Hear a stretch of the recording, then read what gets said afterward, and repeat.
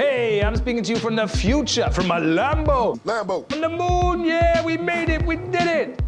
Cast your mind back to 2017 when there were influencers only too ready to tell you how they were gonna retire from crypto.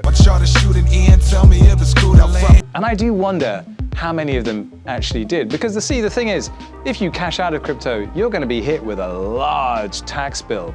But it did get me thinking, what am I gonna do when this bull run finally pops? Am I just gonna cling on through another bear market, or am I gonna be sensible and do something sensible with my money?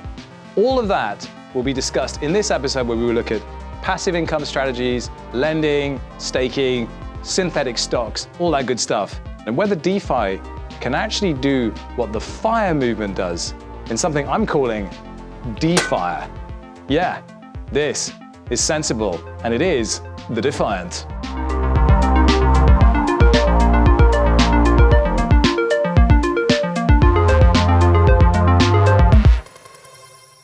Before we get going on DeFi, I just wanted to let you know about our new Telegram channel. It's where we post all the latest videos and articles from the team, and you can find it in the description below. Oh, and also, if you're not subscribed to the channel yet, do us a favor and... I can't do it. You know what to do. First, a massive disclaimer. I am not a financial advisor, and this video is purely designed as entertainment. If you're interested in this kind of thing, you should really seek the advice of a certified professional or CPA because, well, they're actually licensed to give it. So this last week, shenanigans with Wall Street bets amped up something I've been thinking about for a while, which is basically how to ensure I didn't suffer the kind of catastrophic drawdown that happened once the last bull run popped. And I've been thinking about crypto and particularly DeFi from a non-crypto head's perspective, thinking about passive income strategies and how they might apply here. Now, I follow a few non-crypto finance channels, and they're delightful people with delightful teeth, and they're only too happy to share with you how they became millionaires. And they talk about conservative investment vehicles such as dividend stocks, real estate, bonds. And they do talk about crypto, but really only as a speculative investment.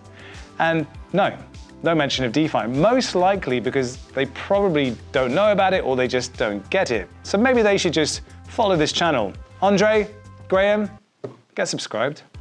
Now, one of the promises of DeFi is financial freedom, and crypto heads crave independence. We feel oppressed by the restrictions of the modern financial system. And if you hang around finance chat long enough, you will undoubtedly come across the FIRE movement. No, that's not code for buy XRP. It actually stands for financial independence, retire early.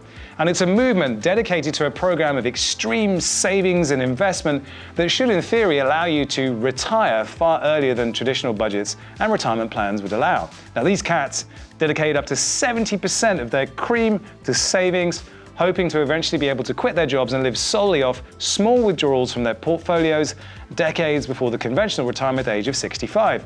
And it's inspired by the 1992 best-selling book, Your Money or Your Life by Vicky Robin and Joe Dominguez. Now, FIRE captures a core premise of the book, which is juxtaposing expenses and time spent at work against hours of your life. Every expense is compared to the time spent at work in order to earn the purchase. And in more recent years, millennials in particular have embraced it. And when you see how hard it is now to get a job, to get on the property ladder, well, it's kind of understandable. Now, the formula is pretty simple. Save as much as you can, sometimes up to 70% of your income.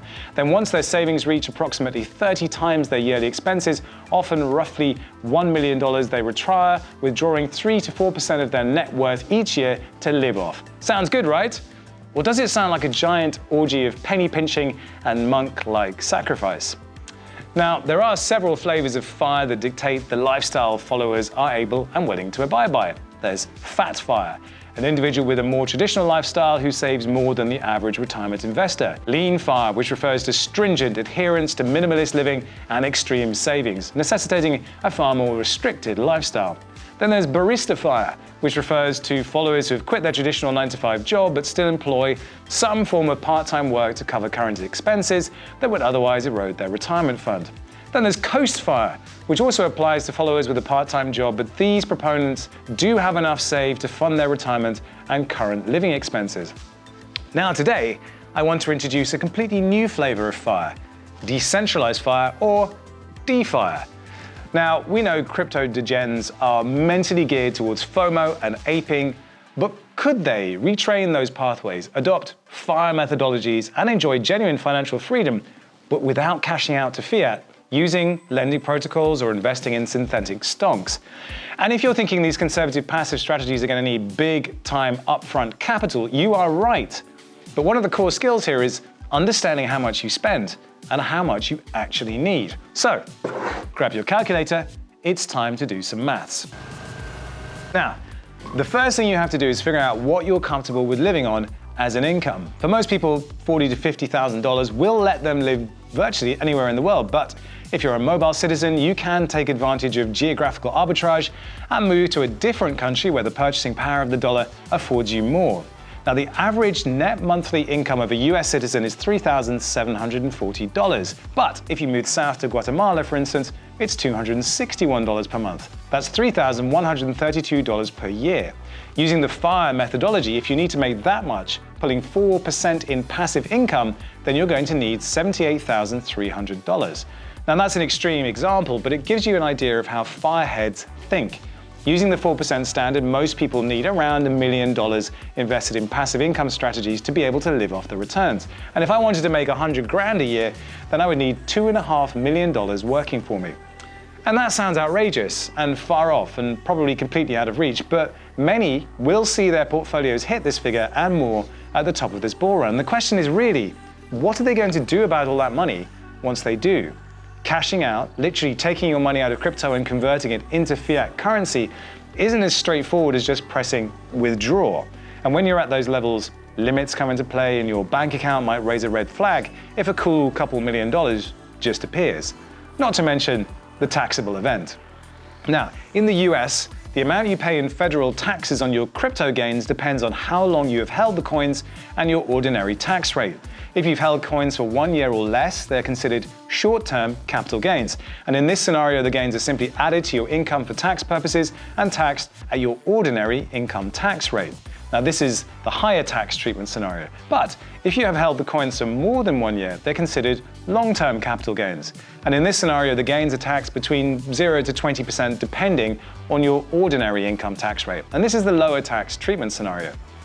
So, it does make sense to think about not cashing everything out. But under our passive income scenario, only the 4% or so that you need to subsist. So, if we're going to be looking at more conservative places to park money that still offer a decent return, then where do we look? FIRE advocates generally look at real estate and stocks. They don't ever mention savings accounts, and here's why. A quick search of the best high-yield savings accounts rates gives you this. And compare today's DeFi rate charts.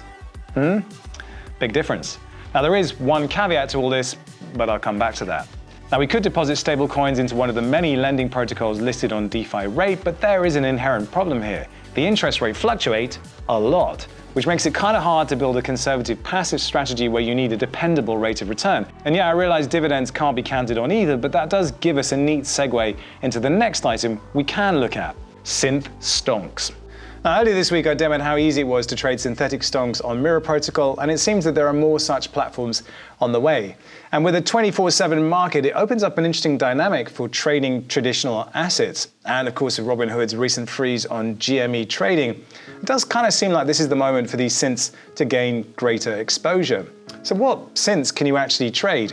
Well, it's a small list at the moment, but if we look on Synthetics native exchange Quenta, we can see we've got crypto there, we've got Forex, we've got equities and commodities, and if we look in the Forex, we've got SUSD, SEuros, SJPY, and then in the equity section, we've got a synthetic FTSE 100 index and a synthetic Nikkei 225 index, and then in commodities, we've got a silver synth, we've got a gold synth, an oil synth, and an inverse oil synth. And if you're wondering what inverse means, it basically just means you can short it rather than long it. And that is synthetic, but there's actually a bigger list on Mirror. So if we go through there, there's 14 assets listed. They're not all synths, but we've got iShares Gold Trust, we've got ProShares, we've got Tesla, Twitter, Google, Alibaba. But if we put our DeFi hat on, we're looking for dividend-paying stocks in particular. Generally, people expect, I don't know, between 2 to 5% for a dividend-paying stock.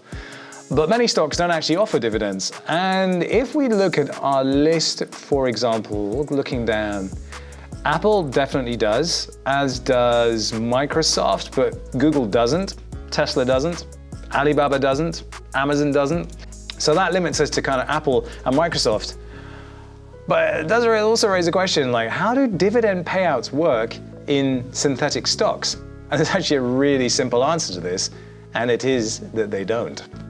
So holders of M assets are not entitled to dividend payouts, so that's kind of a non-starter. Or is it? Now, I guess what I'm really looking for is a fixed rate savings account that pays better than those wretched sub-single digit high yield quotes that I received earlier.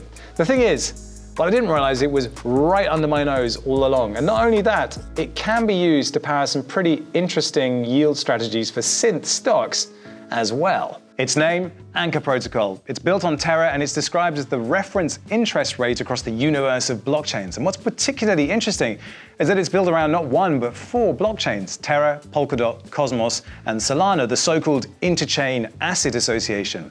Now, Anchor's white paper describes it as the gold standard for passive income on the blockchain, which sounds exactly what we're looking for. Anchor offers, as they call it, a principal-protected stablecoin savings product that pays depositors a stable interest rate, and it achieves this by stabilizing the deposit interest rate with block rewards accruing to assets that are used to borrow stablecoins.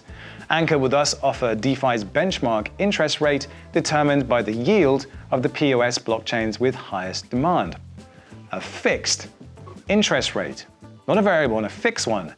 This could be what I'm looking for. Now, where this gets really interesting is if you run back through Do Kwon, CEO of Terra's Twitter feed, you find a peek into the future. By integrating with Anchor to use AUSD as a mirror collateral, the protocol enables the creation of yield-bearing stocks. In other words, hold Apple stock to get more Apple stocks. Now, that isn't exactly a dividend, but it's kind of a proxy for one. And because it's all on chain, it will be transparent and presumably simple to distribute too. Now, I don't know what the expected fixed interest rate will be on Anchor, and perhaps we shouldn't expect anything too dramatic, but you would hope that it could at least match the 4% required by our DeFIRE strategy. But if it's more comparable to the current yields on stablecoins at around 10% or so, then to enjoy a passive income of 100 grand a year, you'd need $1 million, not 2.5. And that makes a big difference. Something to think about. Now look, it is still super early on, but I think Anchor have it right when they claim a reliable savings protocol is the catalyst for mass adoption of cryptocurrencies. When capital preservation is your goal with downside protection, then that all makes a lot more sense. But there is just one caveat, of course. Those savings accounts with the terrible interest rates, well, they are in fact FDIC insured. Crypto savings won't be. Mind you, nor are stocks. So there is that. But being your own bank carries with it risks that you'll definitely want to be mindful of, especially when dealing with sums in the 7 figures or more. So that's it for this week. I hope you found it useful. Do let me know in the comments below. If you liked it, give us a like and do us a favor by subscribing to the channel. Oh yeah, don't forget about our Telegram channel as well. This was the Defiant.